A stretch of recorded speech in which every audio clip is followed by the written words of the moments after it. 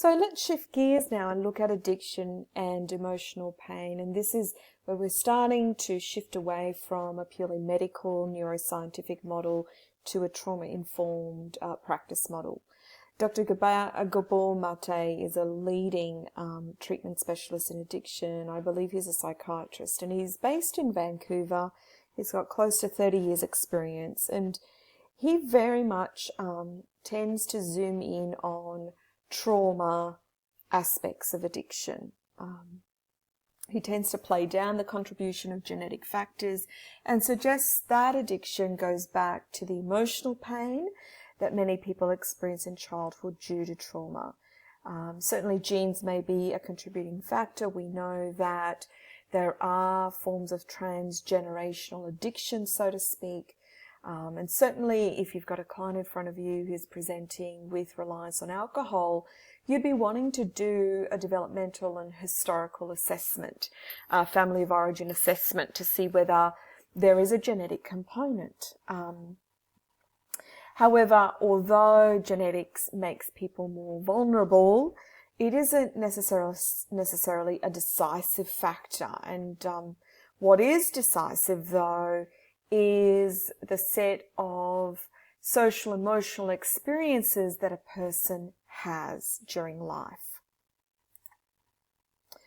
What we know is the brain is shaped by early experiences. So environment very much determines the brain circuitry. And the brain circuits are implicated in drug addiction, which is the circuitry of reward and pleasure. It's the circuitry of incentives, of motivation, and we often refer to it as the dopamine circuitry. These brain chemicals and circuits are actually shaped by our early childhood experiences. And I'm particularly interested in attachment theory and relational experiences. And what we have found is that when there is parental failure around attachment, people experience emotional neglect or physical neglect, and that's been known to exacerbate risk around later addiction. The brain in the early years, unless a child has a set of nurturing, connected, attuned, emotionally available parents, does not develop optimally. And if you Google neglect sort of images, there's lots of brain scans and MRIs that have determined that, say, the brain of a 3-year-old develops very, very differently to the brain of a 3-year-old who's been acutely traumatized or neglected. In the case of adversity, when we look at emotional pain, we're thinking about poor self-esteem, shame, sense of alienation, and disturbed brain circuitries. This certainly sets up an individual for the vulnerability around wanting to numb their distress, which leads them into a life of addiction. So understanding the role of environment is absolutely critical. Something that helped us to really understand the impact of early childhood adversity was something called the ACE study. I've provided a link for you to kind of look at the methodology used in that study, but also the key findings. And it's a really good read, particularly if you are interested in trauma. It's one of the most credible, highly acclaimed studies that's ever been undertaken because it looked at 17,000 participants. Most of these, sorry about the spelling errors, most of these participants were middle class. 50% of the participants or more were tertiary educated, and they looked at correlation of addiction with childhood adversity. When they talked about the term childhood adversity, what they were meaning was children who'd experienced physical, sexual, emotional abuse, death of a parent being addicted, a parent being mentally unwell, a parent who had experienced incarceration, violence in the family, divorce and separation. And for each of these adverse experiences, the risk of addiction went up exponentially. So one of the key findings was that by the time a male child has experienced 6 of the above adversities, his risk of becoming an injection-using, substance-dependent adult is 4,600 times greater than that of a male child with no adverse experiences. So that's 46-fold increase. We know that people use illicit drugs to escape pain. And so this ACE study is often quoted to substantiate the trauma-focused or informed practice in AOD. So let's look at why do people keep using after it stops even being pleasurable. Medicine, and specifically neuroscience, has provided us with critical information about how addiction occurs in the brain, but we can't disregard the value of this research. It's absolutely critical. At the same time, we also need to move beyond what is deemed a reductionist disease paradigm. That is, the medical model does tend to simplify and doesn't view the person holistically. So we need to acknowledge that in order to effectively, I guess, inverted commas, treat addiction, we as therapists need to view it through a trauma-informed lens and through a human attachment type model. So is addiction a relational issue? The research indicates that it's no longer helpful to view addiction as a disease, but rather as a complex phenomena that occurs within a complex set of social, emotional contexts. Addiction is very common. It's a universal condition that's escalated as a byproduct of the life pressures that we all endure.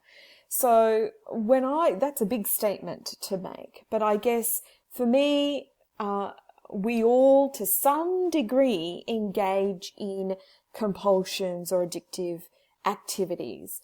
Some are socially sanctioned, some are not socially sanctioned. So for myself, if I'm being honest, I tend to numb and try to regulate some of my emotional distress by staying very busy. I would deem myself a workaholic, and I think anything that ends with a holic is an addiction. It's more socially sanctioned. I certainly have more status and I guess positive reinforcement around that activity, but it still serves the same purpose. Addiction is a pathological relationship with a substance or activity at the expense of more beneficial relationships. And that's a statement made by Fisher and al., who've done a lot of research on addiction as a relational issue. So let's zoom into this relationship of addiction.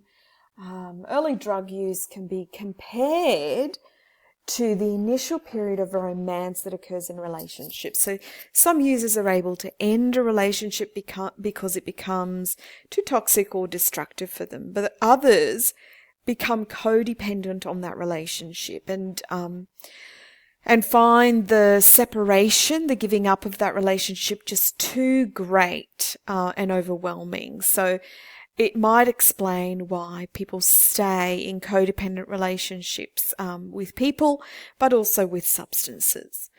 The substances become a form of intimacy. They regulate intimacy and feed into avoidant coping. Other forms of communication and create a pathological kind of homeostasis or balance of unresolved loss that just becomes cumulative. So it is a numbing agent. Substances numb.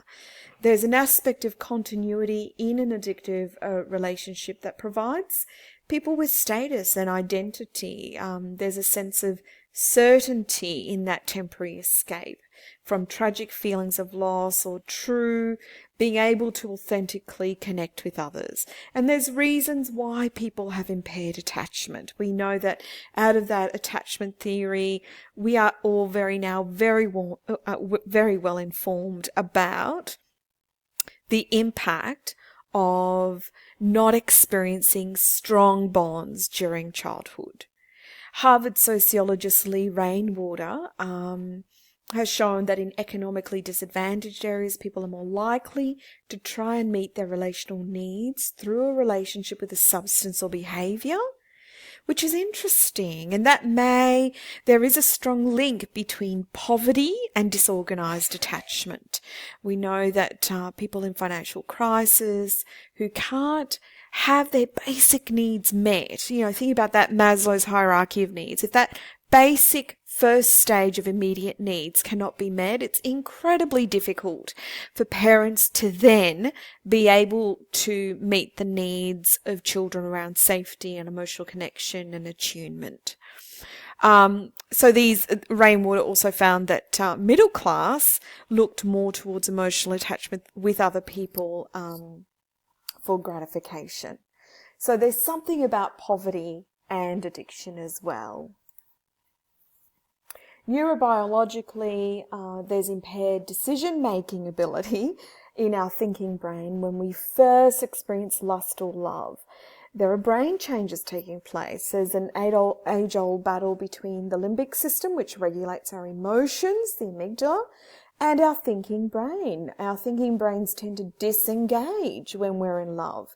And serotonin levels drop, which regulate impulsivity. And this leads to intrusive thinking about this object of love. So if you can imagine thinking back to that slide on tolerance and the fact that when people experience that incredible reward, that chemical reward from a substance, they immediately almost fall in love with that substance and form a very codependent relationship. Fisher and Aaron studied relationship breakups using MRI scans to examine the obsessive thinking that occurs.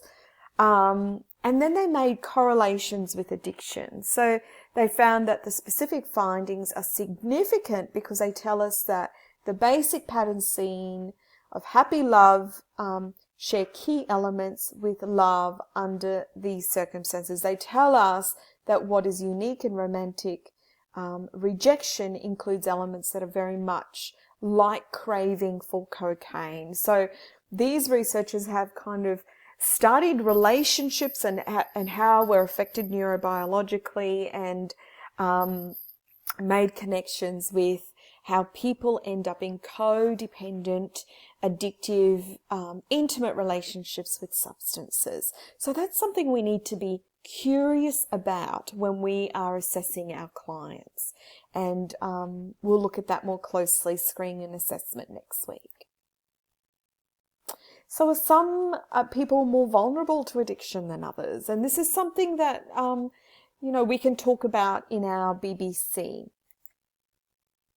The research indicates that it's in the context of peer groups that most people are introduced to drugs. Not all drugs are in themselves addictive. And often students have this question, is every substance addictive? No, there's lots of factors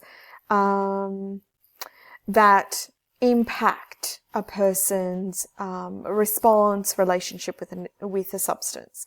So, because, for example, if alcohol was addictive, then anybody who drank would immediately get addicted, but most people don't. And it's the same with food, sex, gambling, shopping, heroin. What causes addiction is if there is a susceptibility or vulnerability in the brain. And we know that childhood adversity certainly increases that susceptibility based on that ACE study. And also genetic predisposition is known to contribute to addiction as well. So for many people, drugs are a soothing mechanism for psychic or intrapsychic pain. And again, there's that trauma perspective. So why do some people become addicted and others not? People's brains are different. People who use drugs to self-medicate for other conditions, this model particularly looks at people who have underlying psychological or psychiatric conditions that they try to self-medicate themselves around. So it's an interesting question. I don't know that there is an answer to that, but it's an interesting question to pose. These are some references for you to chase up if you're particularly interested in what I presented today. I hope that you found it meaningful and relevant. Thanks for listening.